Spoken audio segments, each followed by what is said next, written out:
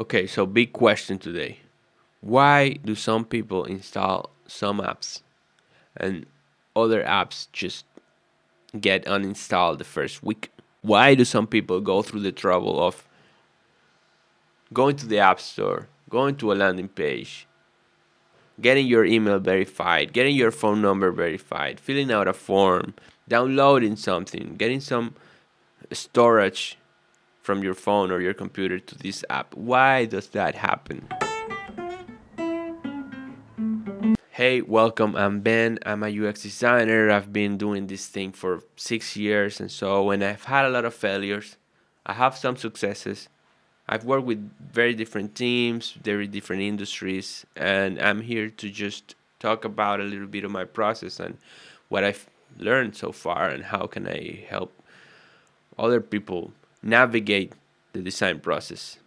Today I want to talk about three things in particular: discovery, strategy, and prioritization. Those are great things that are always in my toolbox and are just essential for my design process. So we're talking about valuable products. We're talking about making usable products, making reducing clicks, or all of these UX practices that you need to do, but that's not enough.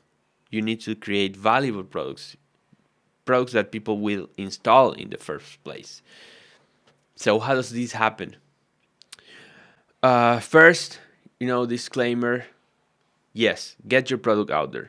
This is something that Y Combinator always says. The big learnings come from talking to customers, getting your product in the hands of customers, and just getting something out there. Do that, definitely, by all means. But also, you can mitigate a lot of the risk with design, with a proper design process. And what does a design process includes? It includes ideation. And this ideation process of what you're gonna get into the market, you need discovery, and you need strategy, and you need prioritization. Okay, so let's break it down a little bit. Discovery. What is discovery? Discovery, let's make it very, very simple. Discovery, there's a great book, I'm going to put it here somewhere, called Continuous Discovery. Discovery is not the first stage of the design thinking process or the first stage of double diamond process or whatnot. No, no, no, no. Discovery is something that you need to do all the time. And what is discovery? Just ask the questions. Discovery is asking the questions. What are we even doing? Let's put everything on the table. Let's see what's going on. Let's see what do we want to do. What is the industry? What is the market? What are the frustrations? Talk to people. Talk to sales. Talk to customer success. Talk to anybody that has some access to customers. Talk to customers if you can. Try to understand their pain points, their day to day, and put everything in a document, put everything on the table, share that insight, get feedback, brainstorm. That's Put some post-it notes, do a design sprint. You need to start the conversation about, okay, let's assume we don't have the answer for a second. Let's assume we don't have the answer for a second. It's not about using this technology, AI, whatever. It's about what are we doing with this? Yeah, cool, we have it, but how can it be useful? How can it be valuable to this world? At the end of the day, designers, I don't care what you're working on, you need to bring value to the world.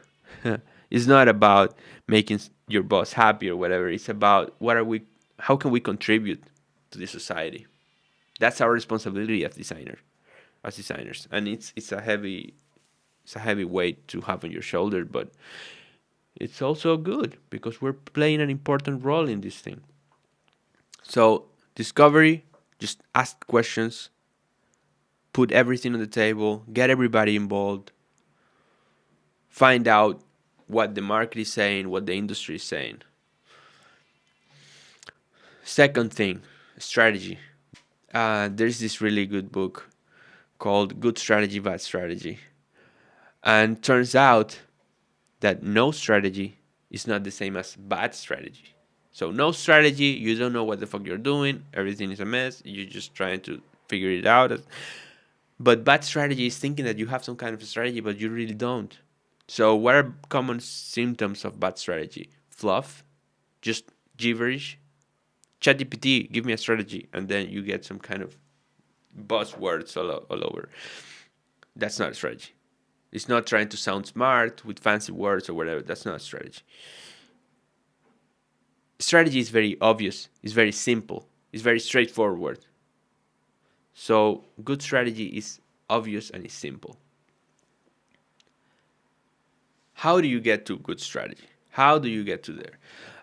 I would say, I mean, this book and all the research I've been doing on this topic says that there it's like a waterfall or like a stair, or there are basically different steps. You cannot get to strategy without going through other things first. What are the other things you need? You need a problem, you need a solution, and then you get a strategy.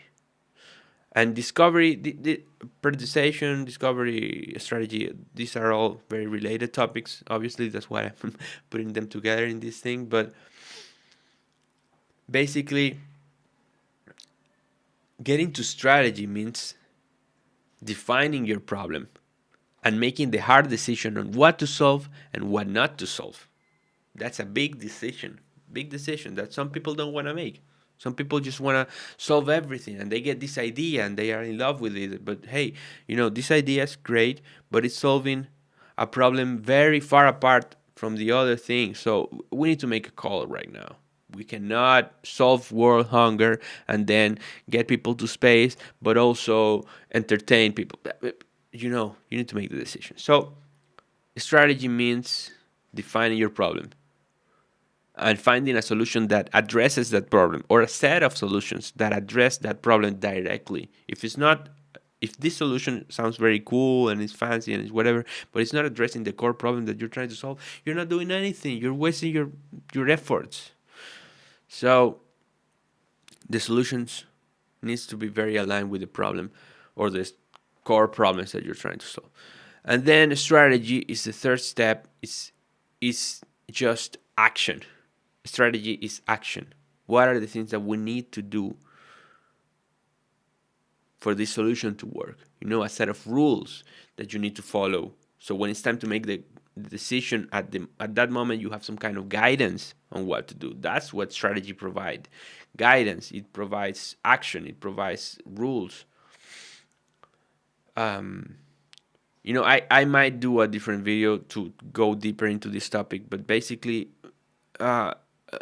investigate about strategy, find out how to have a good strategy, and take the time to do one.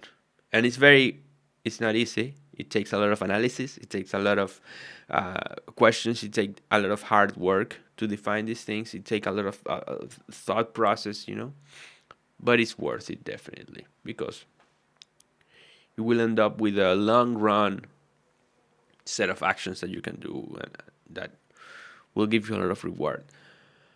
Um, Last thing, prioritization. This is a big one. If you ask around people that are high performers, people that are very efficient at their job, they always talk about your decisions are more important than your efforts. What you decide to do and what you decide not to do is more important than just doing everything. You're not some kind of robots that does. You have a certain specific time of being very efficient. You have the day only have 24 hours, 8 hours if you're working full time. So you need to make the decision on what to prioritize. What is the 20% we need to address to get 80% of the results? There are a lot of techniques to do that. Get good at prioritization. Okay, prioritize. What is the feature that we need to release first, and that is going to create compound value over time, and it's going to give us a lot of results, and it's going to create this snowball effect of value. So you need to get good at prioritization. Okay? It's very important to prioritize everything in your life. Not only your job or your design process, but everything. I mean, really, it's more valuable to say no. I'm not gonna do that because it's not important and it's not urgent. Okay. making that decision is incredibly helpful. And at the end of the day, it's going to help you get to that solution out in the market faster and get more insights, because that's also a priority, and it's urgent and it's important. Get feedback. But if so it's very important to get the MVP out there with the right features, with the proper problem being solved, and whatnot. These are all things that are interconnected to each other and are important. If I can leave one last thing, bonus. Now, bonus conversation right now. Frameworks, mental models, thinking frameworks, thinking mental models. Uh, I cannot stress enough how important and how valuable has been for my career thinking in frameworks, thinking in blocks, patterns in society that are already established and that give a lot of results. For example, I'm gonna give out a few asymmetric bets. Think about reward and risk when you're thinking about solutions. What's the reward? What's the risk? Another good framework to think about: ethos, pathos, logos, or no, ethos, logos, pathos. Basically, talk about trust, talk about your facts, and talk about emotion. You can. There are all of these frameworks available to you that that that you can grab them and use them to think faster, to get to better solutions, whatnot.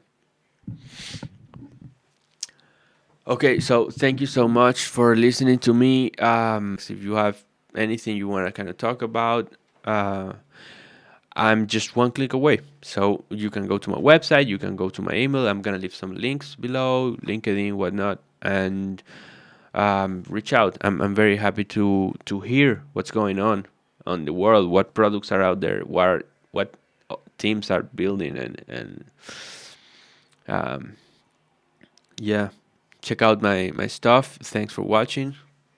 See you maybe in another video. I might do another one of these. Who knows? Bye.